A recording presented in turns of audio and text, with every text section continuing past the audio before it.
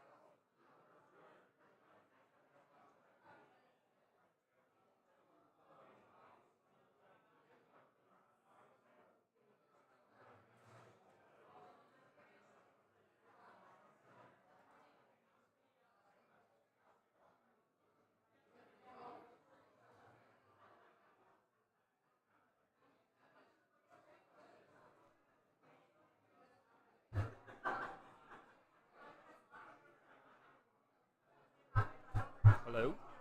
Hello, hello, hello? Okay.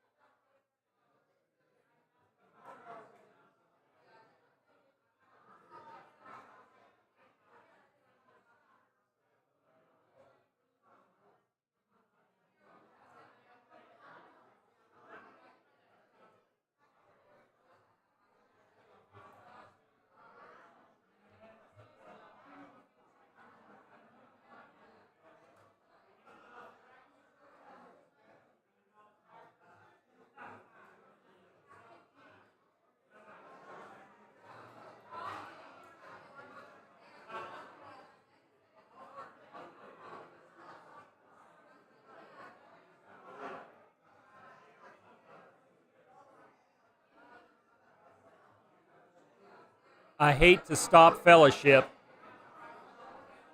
I'm not sure I can stop fellowship. I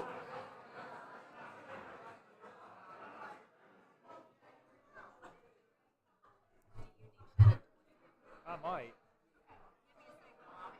I'm not sure. Is it? Okay, that one's on. Can you hear this at all? I'm too tall for this. Yeah, tell Shannon to whistle.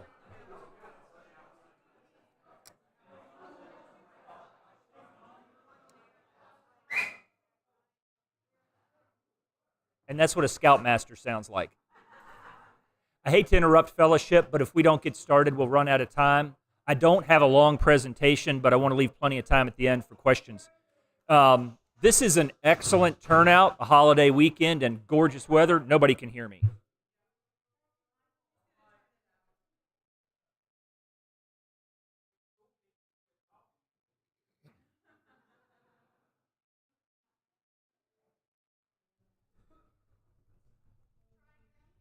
How about this? Is that any better? No. Keep turning it up. And one, okay, how about this? Better, a little bit better. Give it everything it's got.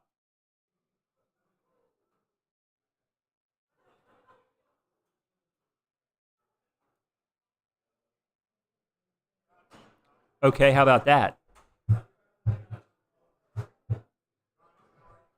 How about that? All right, very good. It's definitely going out over the live stream. Appreciate everybody being here this morning. I think this is an excellent turnout for a holiday week when the weather is gorgeous. Penny and I took advantage yesterday, did a little bit of hiking. What I want to do this morning is present some information. We are a congregation in transition. We want to take control of this process. Excuse me. Take control of it. Get everybody on the same page, and lay out a plan for how we'll handle the next several months and how we will remain in communication and in community with one another. Does everybody can everybody see one of these handouts? There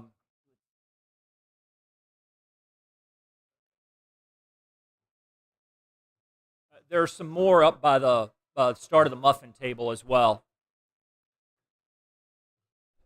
But we are a congregation in transition, and we get to make some choices on how we handle this transition and take a good long look at ourselves in the process.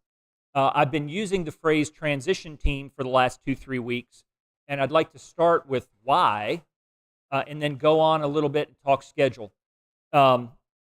Why a transition team rather than a search committee? And if you'll forgive me, I will read these to some extent because we have folks that are joining us by stream, but it is an audio stream only. They can't see these handouts. We're not to the point where we can support live audio, video here and outside in the pavilion at the same time. So my first bullet point is a little bit facetious. I saw a New Yorker cartoon years and years ago that stuck with me, that a committee is the only known form of life with multiple stomachs and no brains. Truth of the matter is, when you see the word committee, for the most part these days, it refers to something that's going on in Congress. And I suspect that if progress is good, Congress is the exact opposite of that.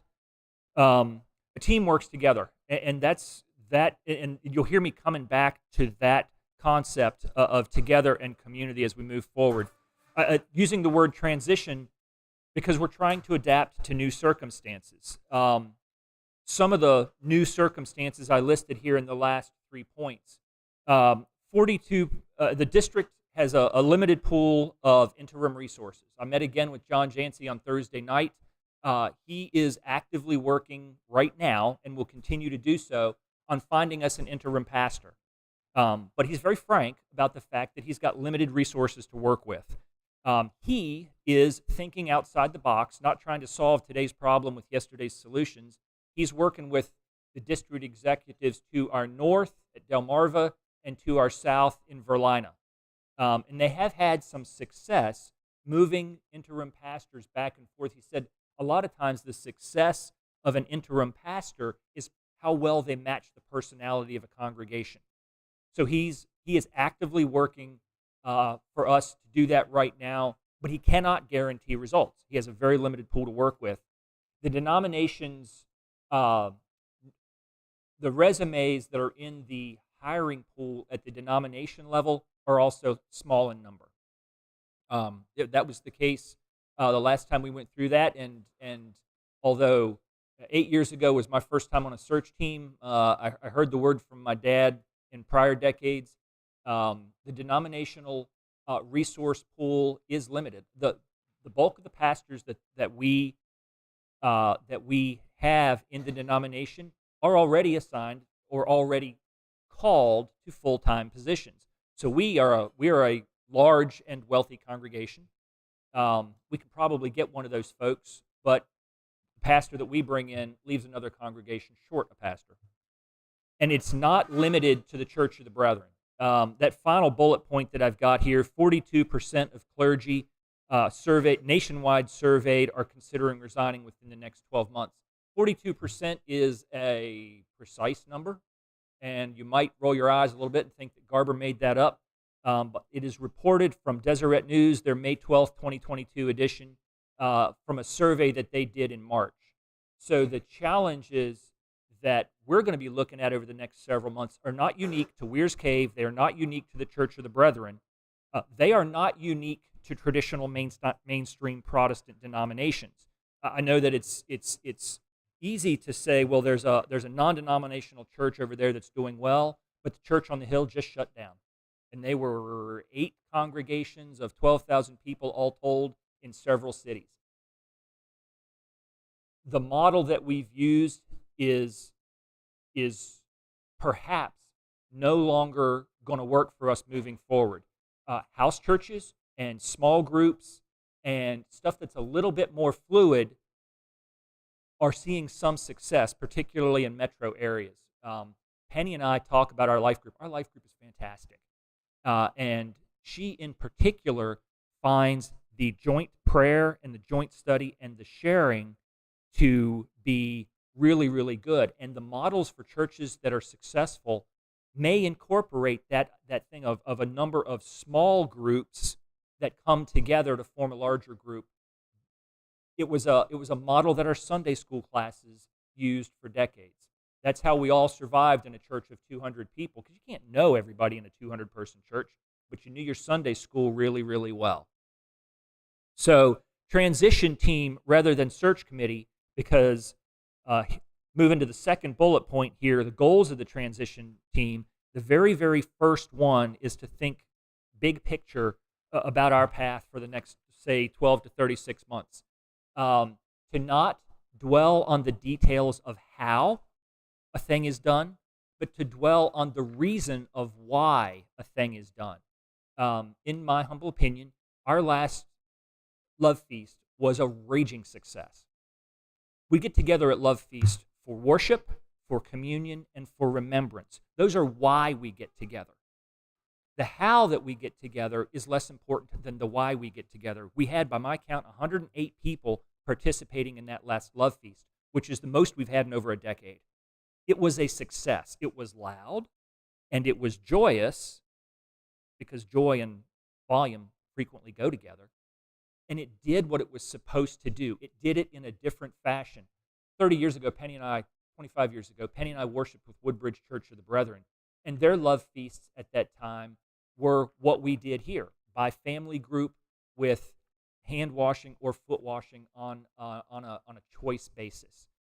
And as a small congregation surrounded by Belvoir and Quantico and a whole bunch of people whose mindset did not agree with the Brethren way, they were surviving and they were doing well carrying ministry in their community. They were focusing on why, not how.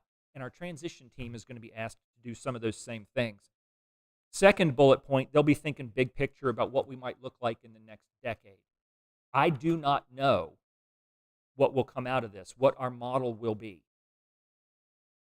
But as we come through this and as we determine a model, as we determine that model as a community, as in a congregation, it'll be a model that serves God and serves his community here on earth. That's what it has to be. Those are the whys. We don't get together because we're networking for our next project or because this is our social club. All of us in this room have many, many other opportunities to socialize with people around us. We don't have to do it on a Sunday morning.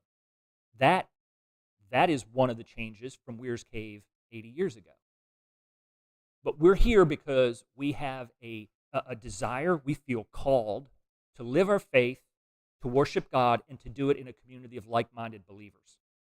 That's the big picture, and that's what our transition team is going to be talking about and working on.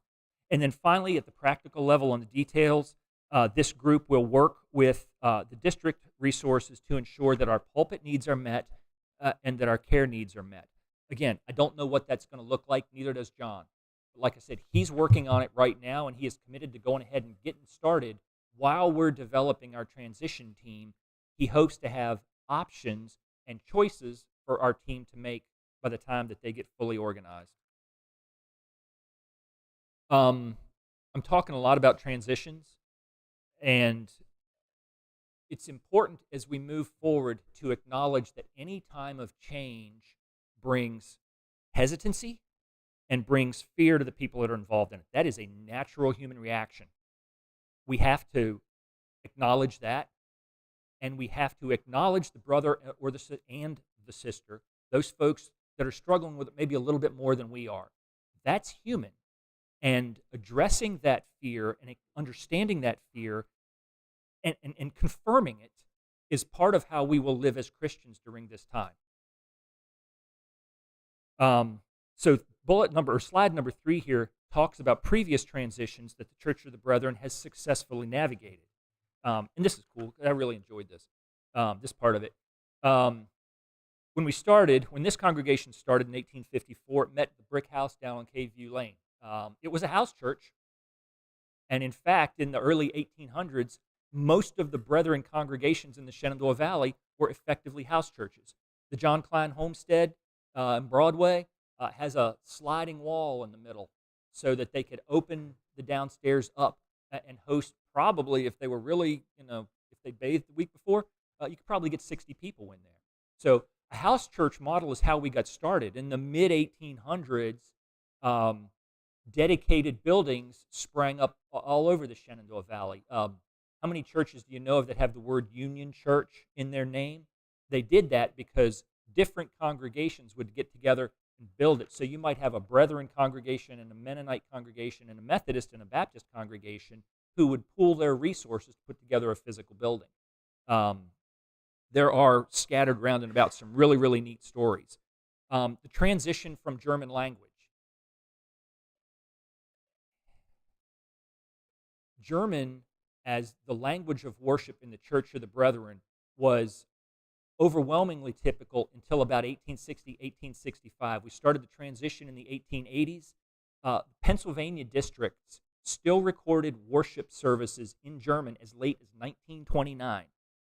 That feels like forever, or it feels like a completely different world, but it was a topic of significant discussion and some angst in the denomination in the late 1800s. As late as 1899, German, the annual conference minutes were still published in German.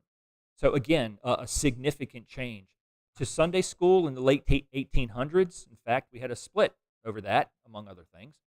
And our denomination, what today we call the Church of the Brethren, we teach Sunday school. And I talked a minute ago about how that Sunday school is one of the ways that we meet our need to fellowship in small group. And so church leaders in the late 1800s, as our congregations were starting to grow, as they were getting a little bit more widespread and they were no longer this house and family model, they, at some level, they recognized that we still had to have that small group need, and the Sunday school was born. It's not so much that the Sunday school taught something different than what was coming out of the pulpit from the elders at that time, but it was a response to that need to be in small group community. International missions in the early 1900s. Can anybody imagine what a church would look like if it said, yeah, no, we are not going to go anywhere near somebody who's different from us? What's the lifespan of that church? We understand today, it's endemic to who we are in our group DNA, that we are going to work hard to help, to mission, to evangelize, perhaps, outside the borders of Weir's Cave. Karis is heavily involved in Haiti. We're gearing up for a second refugee family starting on June the 2nd. And that's really about all I know. 6 persons coming from Egypt. But it's who we are. But that idea that we would go from being our own small Dunkard congregation to engaging with the larger world was a big change in 1920. To secular dress. And I commented here that that's only wrapped up in the last 10 years, because when Penn and I moved back home and started going to church here in 99, there were still sisters who came to church on Sunday morning with prayer cap. We haven't seen that in a while, but it has been within my observation time that we have moved past that set-apart dress. And any one of us could walk through the Valley Mall, if you had a reason to walk through the Valley Mall. You could walk through the Valley Mall dressed the way you are right now, and nobody would blink at you. For good or for ill, that transition has completed here in the last 10 or so years. Paid pastorate. Our first paid pastor here was in 1938, a fellow named Minor Myers. Served for 2 years. And we've had paid professional pastorate from 1938 until today. But from 1854 to 1938, we had a team ministry model. So we've transitioned there once already. And then my final bullet point here is a focus on why and not how. Early brethren, for their many virtues, did have an emphasis on conformity within the congregation and an emphasis on church authority. Those I think kind of became fetishes, and and some of the schisms in the late 1800s, Sunday school or not, conservative dress or not, missions or not, came about because people began to understand differently about an individual's relationship to God and how they worshiped versus the authority of the church. There's tons of sermons and hours of talking about our church history, and not just brethren history, but church history for the last 22 years on that topic. But I wanted to close that slide with how and why, because our transition team, I'm hoping that you will agree, needs to be called to focus on why rather than how. And then the final thing that I'd prepared to talk about before we open it up for questions and general discussion is team schedule. So today I'm going to distribute ballots. By the time everybody's wrapped up, by the time we wrap up worship in the fellowship hall, everybody's mailbox will have a ballot. What we're going to do is we're going to call persons to a transition team. We're going to use a hybrid model that takes, I hope, the best methods of how we call our deacon body and how search committees have been called in the past. I think, and the will of the congregation will guide this, not what Johnny thinks, that 4 to 6 people is about the right number. It's small enough to be nimble and decisive and to get things done, and to be able to schedule a meeting where everybody can be there, especially because we're heading into vacation season. But it's big enough that as a group, we will get the benefits of a group. It won't be 1 or 2 people's opinions, but it'll be the benefits of a body. Small body, but I think 4 to 6 can represent who we are right now. I think search committees are typically more like 8 to 10 people. And it may be, as this process matures, that we'll migrate to a search committee capacity and we'll add some people. So we're going to go through a call process today, beginning today. It'll last for 2 weeks. Our next board meeting is 2 weeks from today. I'm going to ask for all the ballots to be either physically returned here to the church within that time period, or if you want to email me, that's fine. And Rebecca, would you help me count 2 weeks from now? Rebecca and I'll count them 2 weeks from now. Bring the results to the board at that board meeting. The board might, in accordance with previous practice for search committees, add persons to that group. And I want to make it clear, the board will not subtract from the call. The board will not remove anyone who is called by this body. The board might add. What are we looking for? We're looking for representation of the congregation, but most importantly, we're looking for folks that are going to think with an open mind about this. Again, we need to look at why and not argue over the details of how. So does that mean that it's 5 sisters and 1 brother? Maybe, I don't know. Does it mean that we're specifically going to have somebody in the teen group, the 20s group, the 30s group, the 40s group, the 50s group? I have no idea. It'll be the will of this body who is called. And then the board will look at it and, if necessary, add 1 or so. We'll make that call 2 weeks from today on June the 12th. I'd love to see this transition team then get organized during the month of June. We need to follow a path that balances some competing concerns. We need to move quickly enough that we don't just kind of we're not that first drop of oil in the frying pan when you're making bacon that just sizzles and does this. We need to move quickly enough that we don't get lost, but we need to move carefully enough that we don't make terrible mistakes. There is admittedly a tension in that, and it'll be up to the transition team to keep progress moving, but to not commit any blunders of speed. The other tension that we have is to keep the group small enough to be nimble and make effective decisions, and large enough to represent the body. I have no interest whatsoever in a small group making decisions for all of us. I have a great deal of interest in a small group that communicates with us, that leads conversations, and then makes reports. Anything that we decide is going to come back to the congregational business meeting. We'll call a special if we need to, but the next couple of items, a survey and a church profile, take place during the summer, and then in October, an update to the congregational business meeting. I see a reality where these conversations take up a big chunk of our October meeting. And I do want to point out that the congregational survey and the church profile are tasks that would traditionally be done by a search committee. We are not replacing the activities of a search committee with this transition team to sit around and stare at their collective belly button and just waste time. It is expected that this transition team will at least begin the activities of a search committee so that we won't lose any time. I don't want to see summer get wiped out while we sit and talk endlessly and then in October or November call a search committee and get started. We need to get started immediately.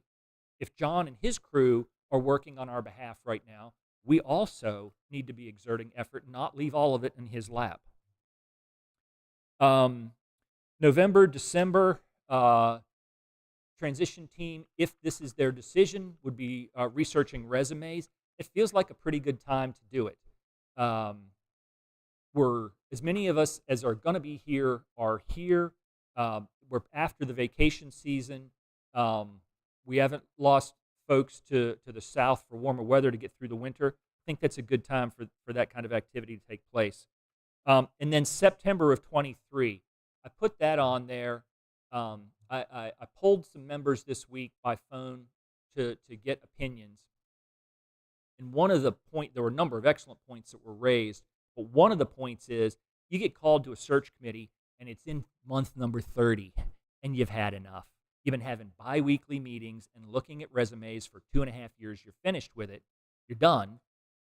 We don't want fatigue to overwhelm our decision-making process. So the persons who are going to be called to this search committee are committing, transition team, are committing to a 15-month tenure. We're going to put a close on it. Whether or not if we choose to hire another salaried pastor, whether or not we've met that goal at 15 months, okay, fine. We'll call or augment, but we're not going to ask people to commit 3 years of their life to this. It's unfair. It's inappropriate. So we're looking at 15 months, and I picked September because it's leading into our October 23 congregational business meeting, where these items will come up, and we'll talk about them again as a group. That's my canned presentation. Thank you. Appreciate it. Questions and discussions. What's on your mind?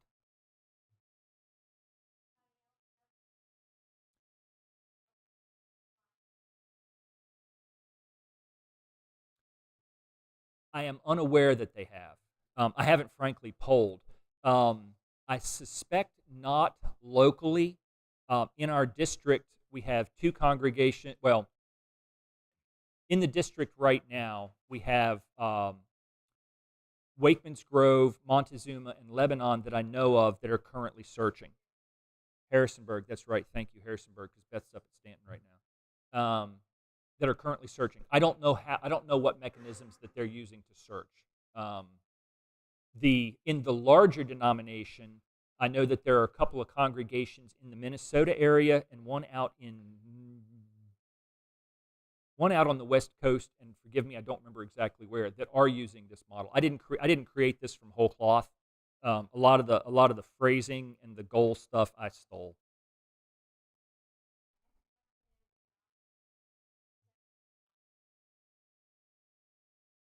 No, I wouldn't. I did not say that.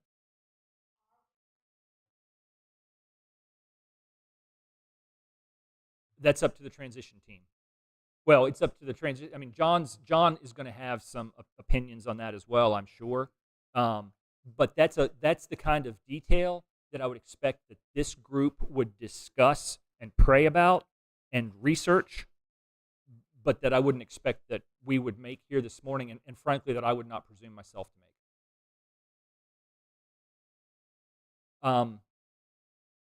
For those of you that are live streamed, the two questions were, are there any other congregations in our local area using a transition team model? Was the first question. And the second question was, do we know yet whether or not we're looking outside the Church of the Brethren? I phrased that right. Yeah. Okay. Other questions? Discussion points, Ms. May?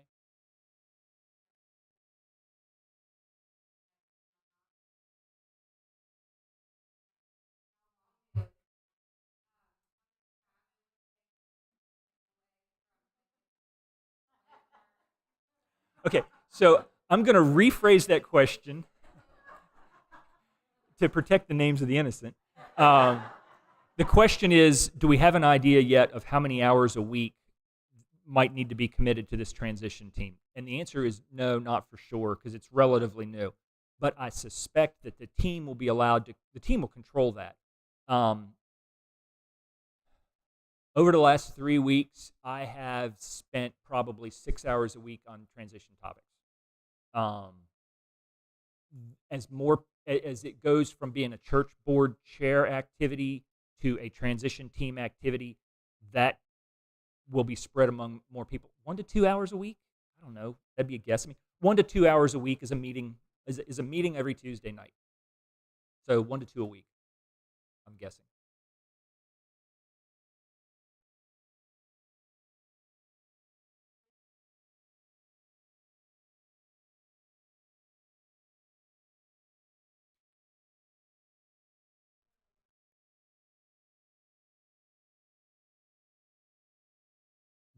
John is working right now to find us interim.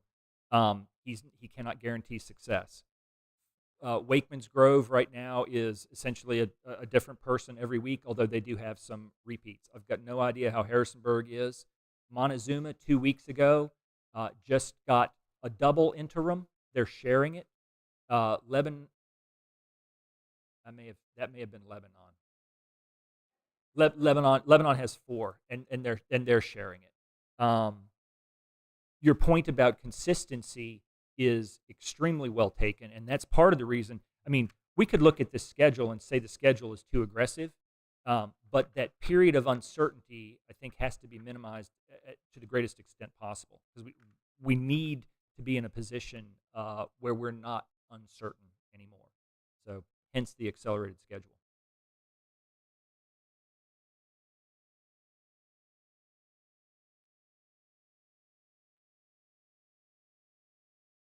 I'll rephrase. The question is, do I think it's going to be hard to find an interim because they don't seem to be out there? And I'll rephrase what Jancy has said to me. He said he's working with a limited pool. He said that he has a larger number of potential candidates who are willing to be part-time than he does candidates who are willing to be full-time. And so the transition team, when working with John and his resources, may find that we get somebody who preaches, but the rest of the activities of the congregation fall to us. He may find somebody that's willing to be here in an administrative capacity 4 mornings a week and handle that component and preach once or twice a week. And then we do, month, thank you. Month. Once or twice a week would be a completely different world. So he doesn't know how that's going to work out, because right now he doesn't know who he's going to present to us for interims, and we have not said to him, this is what we want. That'll be one of the first tasks of the transition team once they get organized in mid-June, is to sit down with his people. And Carissa, I know you've got some district responsibilities. Are you part of the group that's finding and placing interims?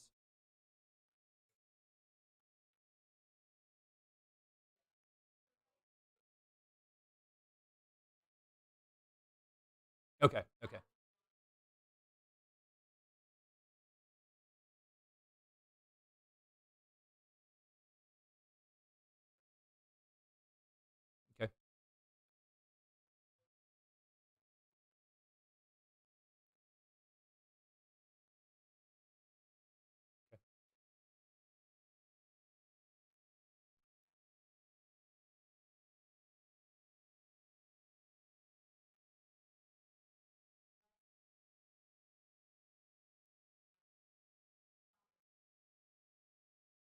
The question is Jancy's pool retired ministers, and that's why they don't want a full-time gig? I don't know the details of his pool, although that's the impression that I get, but I don't know the details. All of the under 50 ministers that I personally know, I don't think I can answer that question. That's my impression, but I can't answer it for certain.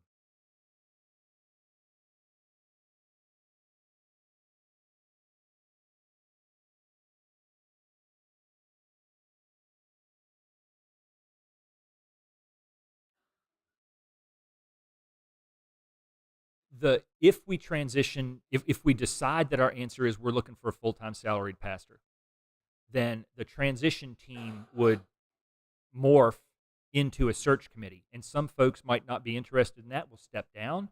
The board may at that point appoint some additional people, but those schedule points are on there because I think that's the fastest that practically we can get there. Last time we spent 8 weeks on our church profile, and even if we cut that in half, we're still looking at, there's no way we're looking at resumes before the fall, not on a coherent congregational basis.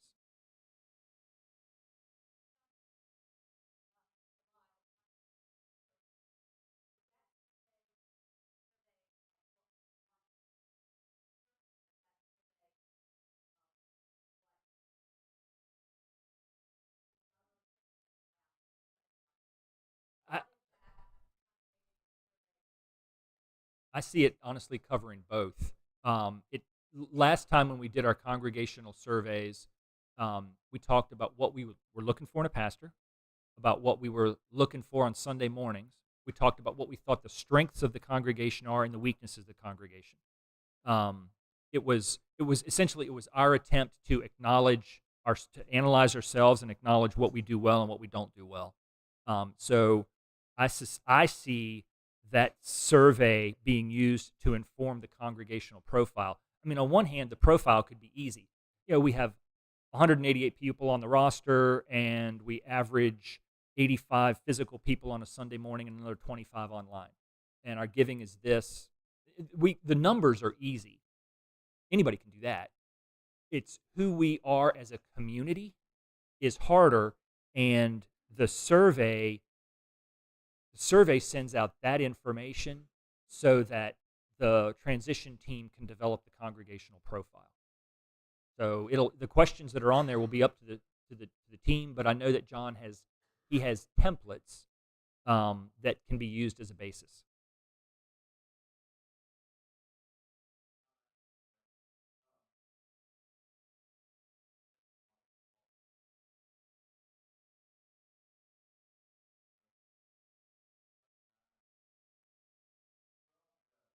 Mm-hmm.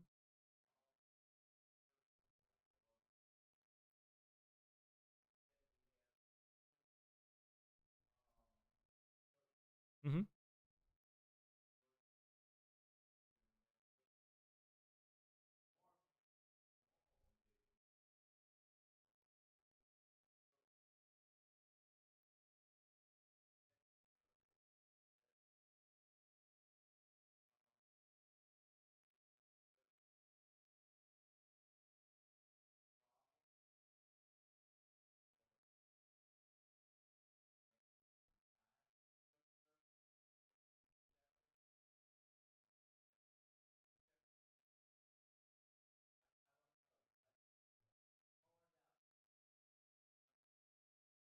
Right. So the question is, to summarize, if I could, we're all brethren, but we generally fall into two different preferences for worship style, and how will that look moving forward? And the answer is, right now, for the summer, we're going to be worshiping as a single unit. And that decision was made before Daniel had tendered his resignation. And as it turns out, in hindsight, great. It's certainly going to make some of this a little easier and a little smoother. What happens in the fall, right now, I don't know. Um, the worship focused team, who we have at least one representative, we have at least one rep and two. We have people. The worship focused team will be having that discussion at the end of the summer. 3. Didn't I see Gary? Gary. Okay, we have the entire worship focused team here. But that decision will be made at the end of the summer. I have no idea how it's going to look. But when I say that the transition team should be thinking big picture, those are the kinds of questions, what you just raised, those are the kinds of questions that need to be part of our conversation. And part of the survey, probably. Yeah.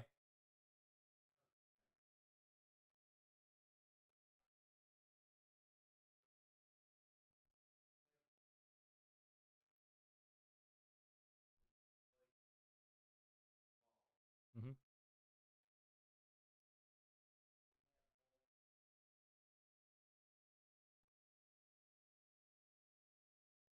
Mm-hmm.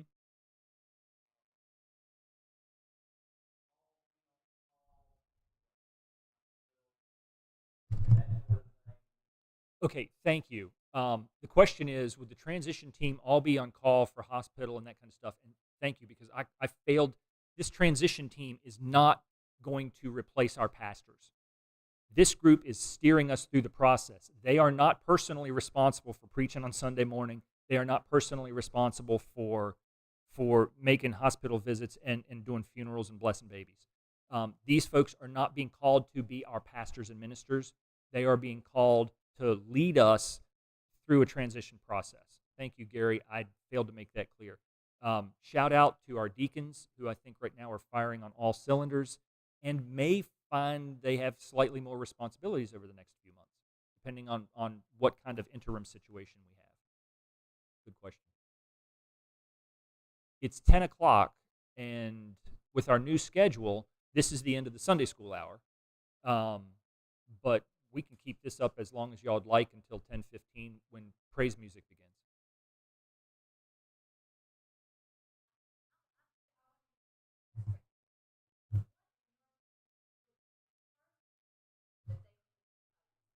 Getting in touch with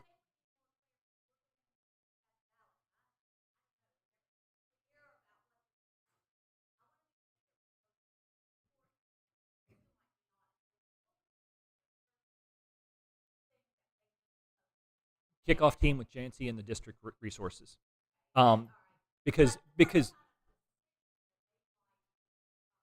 I think. Oh, yeah, I'm sorry. Thank you. To restate the question, what is the very first task that the transition team will approach? And my first answer is sit down with Jancy and his resources, because they do this all the time, and we do it once every 6, 8, 10, 12 years. So they've got experience and we don't. But following that, it's going to be, I think, in my opinion, it's going to be working up this survey, because right in the time since we began this transition, I've had people call or email me and tell me we're moving too fast, that we're moving too slow, that the decisions are being made by the board and that's inappropriate, that the decisions need to be made by the board because that way we get fast answers. So you'll appreciate some of what kept me up late last night. I have to take a ball of worms and weave it into a tapestry.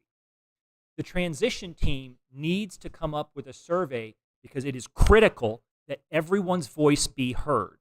And so for those of you that told me that the board should have made a decision and been done with it, wrong. Everyone's voice will be heard. And that's the first task of the transition team.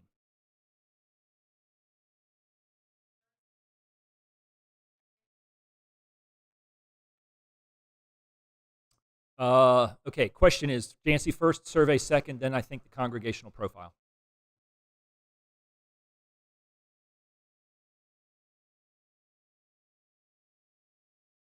Yeah. I have no idea. The question is the CGI program still well? And I have no idea. I don't even, yeah.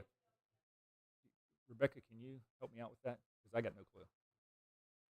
So people can actually hear. The CGI, I'm not that tall. The CGI program is basically the program here in the district that trains people into being ministers without having to go away to seminary. There are specific classes that take place, and then they go through the whole calling process. So it is still alive and well. There are very few people as compared to the past that are in that program, just like there are very few people in any part of leadership programs within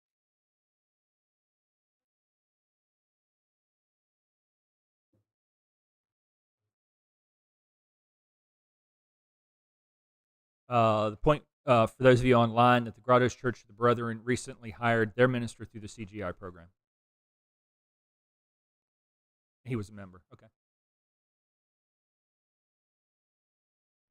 Any other questions, comments, discussions? Carol.